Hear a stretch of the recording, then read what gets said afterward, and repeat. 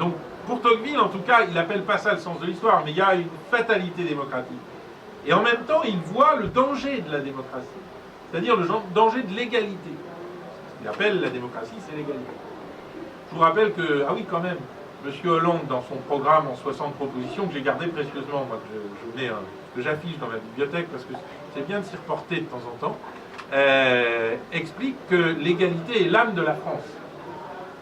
Expliquant cela, il est typiquement dans la perspective tocquevillienne, sauf qu'il est du côté de ceux que Tocqueville stigmatise.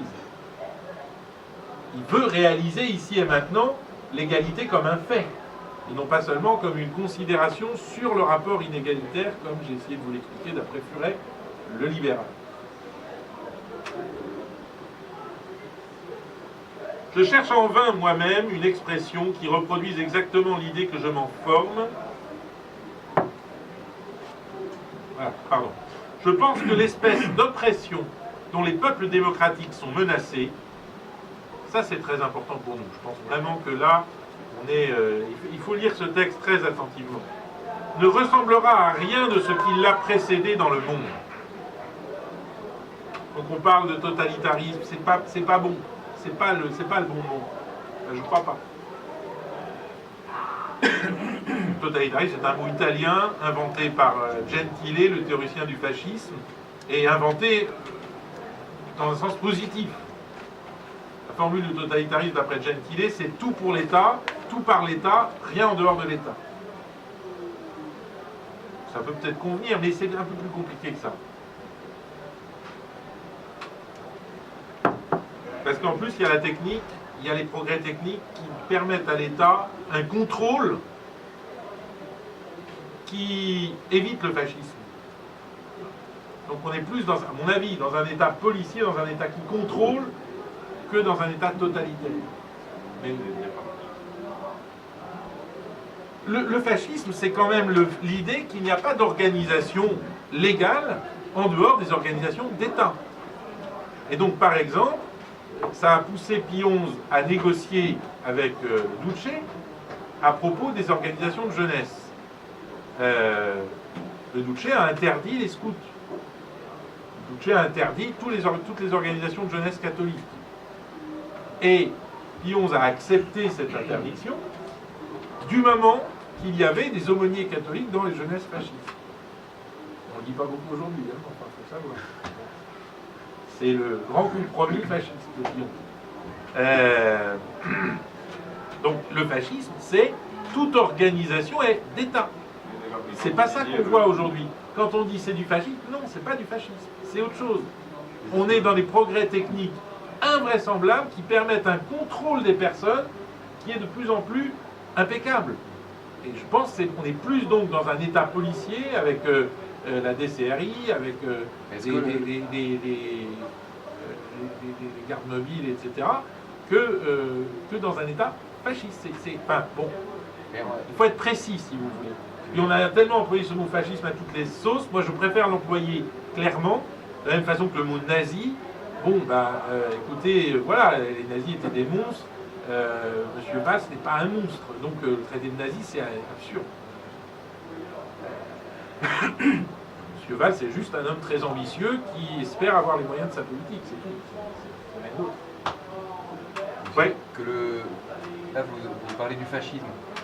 Effectivement, il semble qu'on ne soit pas dans un état fasciste, mais vous semblez assimiler fascisme et totalitarisme.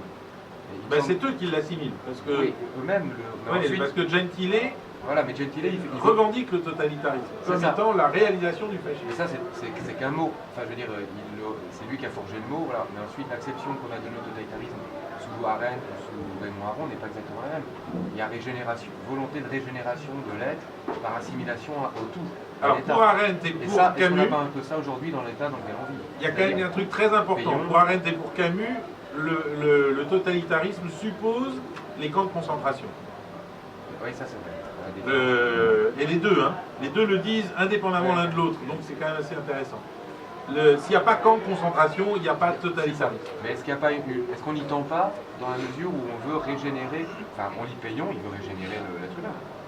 Oui, il veut l'arracher aux structures. Je pense qu'il faut vraiment être précis si on veut être crédible. C'est vrai. Si on est dans une espèce d'emphase et d'inflation de termes tous plus ronflants les uns que les autres, on n'est pas crédible. Il faut une analyse précise de la En situation. tant qu'il n'y a pas 30 Je pense que quand même, il y a aussi ce problème de la technique, du progrès technique qu'il faut inclure dans notre perspective. Ce qu'avait fait Heidegger, par exemple. Et même, moi je pense qu'aujourd'hui, même d'un point de vue moral, la société a... En quelque sorte, on est presque dans un organicisme du fascisme, c'est-à-dire que la société a intériorisé d'un point de vue moral son autodiscipline. Si vous voyez Voilà. ce que je veux dire, Oui, c'est-à-dire tout à qu'il y a des fait. relais sociaux qui n'appartiennent pas à l'État et qui entretiennent le pouvoir de l'État sur un mode moral, Mais sur un alors, mode technique. Pourquoi ce n'est pas du fascisme? Parce que le fascisme, c'est le culte de la jeunesse et de la vitalité et de la force. Or, on est exactement à l'inverse, et on est dans ce que Tocqueville prévoyait. Pas du tout le culte de la jeunesse, de la vitalité et de la force, mais au contraire, une espèce de médiocrité généralisée. Ça, là, le texte de Tocqueville est très beau. Je cherche enfin moi-même une expression qui reproduise exactement l'idée que je me forme de ce danger, de ce péril, de ce despotisme nouveau. Vous voyez, lui-même dit, je cherche une expression. C'est intéressant, parce que finalement, c'est ce qu'on est en train de faire aussi, pour nous-mêmes aujourd'hui.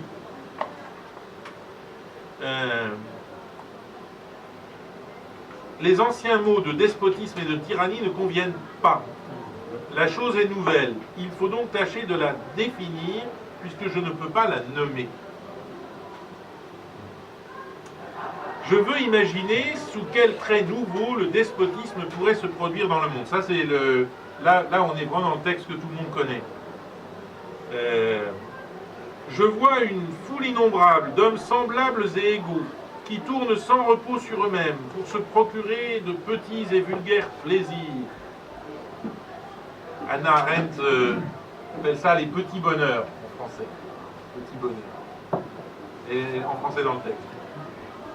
Si vous voyez Jean Renoir, le cinéma de Jean Renoir des années 30, les petits bonheurs. Ou les petits romans français, c'est pareil.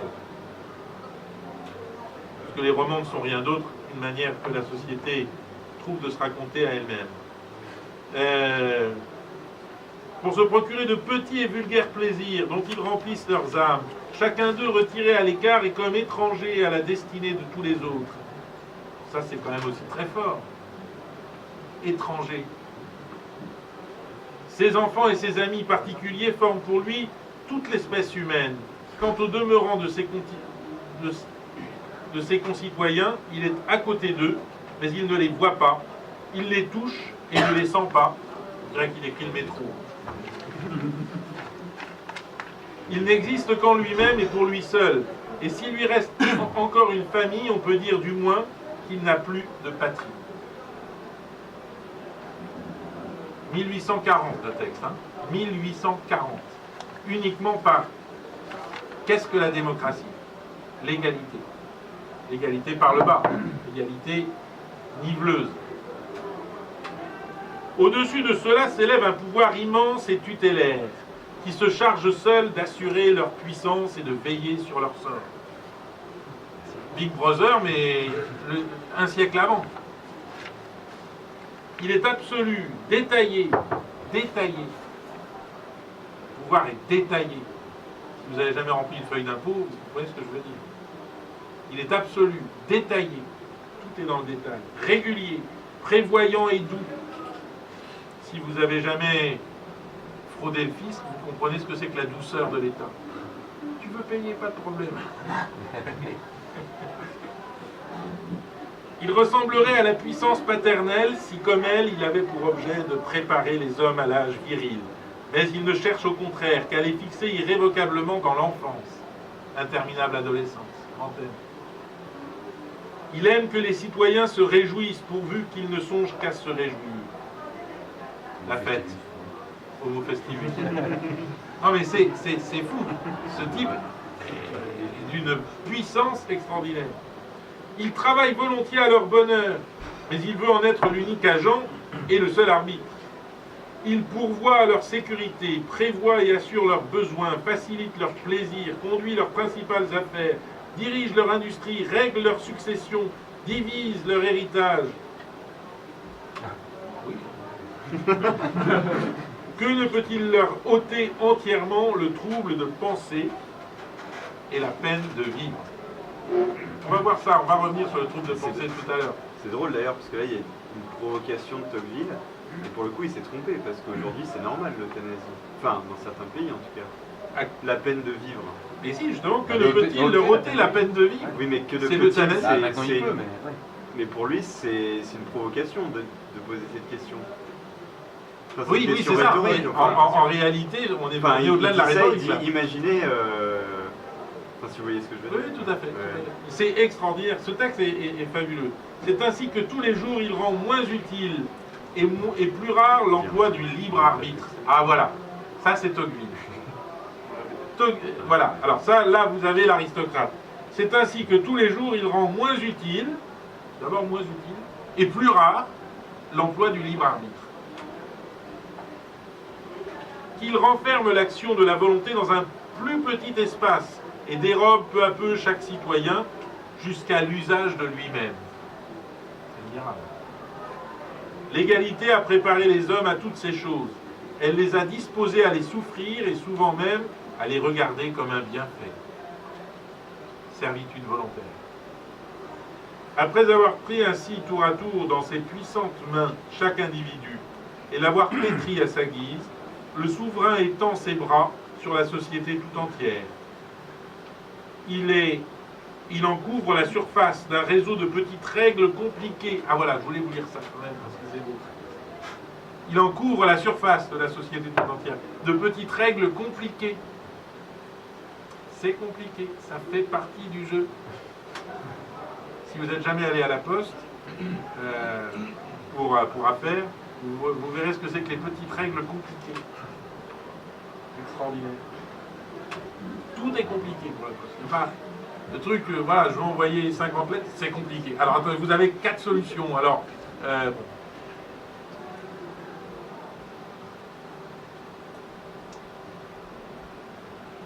Couvre la surface d'un réseau de petites règles compliquées, minutieuses et uniformes, à travers lesquelles les esprits les plus originaux et les âmes les plus vigoureuses ne sauraient se faire jour pour dépasser la foule. Il ne brise pas les volontés, non, mais il les amollit, les plie et les dirige.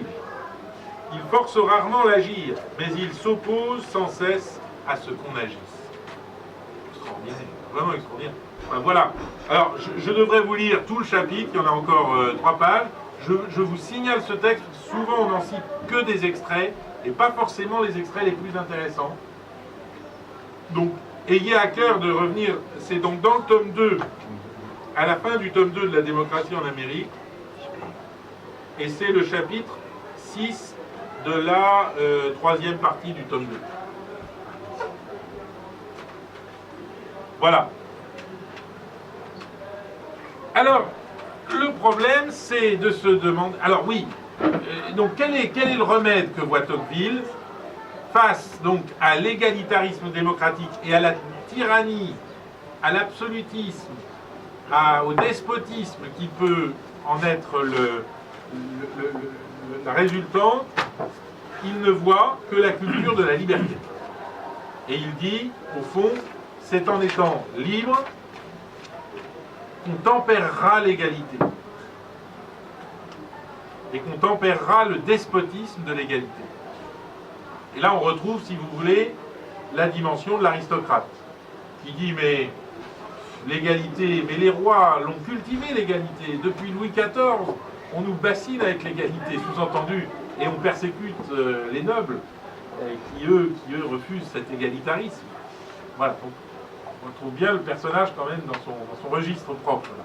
Oui, je vous en prie. Enfin, moi, je me demande s'il n'y a pas quelque chose qui ne fonctionne pas dans cette espèce Enfin, considérer, c'est-à-dire que la liberté serait un frein à l'excès d'égalité ou à une conception trompeuse de l'égalité. Je me demande s'il n'y a pas une erreur là-dedans et que ce ne serait pas précisément la subtilité du fascisme, d'avoir été capable d'intégrer la nécessaire liberté pour créer un espèce de soft fascisme qu'on a aujourd'hui. Avec les masses, oui. Si vous voyez ce que je veux dire, c'est-à-dire que le fascisme d'avant la Seconde Guerre mondiale était uniquement égalitaire, et que justement aujourd'hui on vivrait dans une société qui se présenterait également la liberté comme idéal, et qui justement s'interdirait de produire le moindre discours positif, et justement de là ressortirait un espèce de fascisme soft. Alors Vous moi, voyez ce que je veux dire, oui, tout à fait. et vide, quoi. Je Enfin, crois enfin, que vous avez raison de sympathique. souligner l'importance de la liberté, même aujourd'hui. Parce que c'est quand même un concept vide. Oui, mais alors justement, la liberté, c'est la liberté naturelle, au fond, chacun qui est encouragé, mais c'est pas la liberté raisonnable. C'est pas la liberté des choix. Mais vous pensez qu'on peut fonder une société sur la liberté? Sur la liberté des choix, oui. Par exemple, le mariage est une société fondée sur la liberté du choix. Enfin, sur la seule liberté? C'est une micro-société, mais c'est une société. D'accord. Et sur quoi d'autre vous fondez le mariage? Sur la liberté, donc sur la foi. La foi dans l'amour que vous portez à la personne que vous avez choisie. Parce que entre nous, qu'est-ce qu'elle sera ou qu'est-ce qui sera dans 10 ans, dans 20 ans, dans 30 ans, on n'en sait rien. Hein. Donc là, il y a un choix et une foi. Oui, mais enfin... Le mariage n'est pas un contrat, c'est une foi. C'est Oui, mais un thème que j'aime beaucoup, je pense que c'est très important Mais si on l'entend de s'en souvenir. Si on l'entend justement pas dans le sens... Le contrat est conséquence, mais il n'est pas essentiel. Pardon. Mais si on l'entend pas justement dans le sens du sacrement, enfin la foi... Non, foi naturelle. Ah, foi Oui, naturelle, voilà, la c'est confiance. ça, voilà. Ah oui, mais Pas je ne dans parle ce pas sens de sacrement. Oui, je voilà, parle de- d'accord, mais dans ce cas-là, justement, c'est juste un contrat qu'on peut briser dès qu'on n'en est pas satisfait. Bah, alors là, vous êtes pour le mariage pour tous. Bah non, pas du tout, enfin, justement. Vous êtes pour le contrat, non? Mais non, justement, je dis que si on entend seulement par... si on considère que la liberté suffit à fonder un contrat ou une société, on se retrouve dans une société Oui, du il y a- vide. Alors c'est là où il y a la liberté du choix et que le choix suppose la foi. Ah d'accord. C'est ce que je... Et vous allez voir là dans la dernière partie sur Rousseau, la dernière partie de la petite démonstration, Excusez-moi. enfin, j'espère que vous trouverez des réponses plus précises, mais il faut vraiment que je vous lance un petit peu dans Rousseau.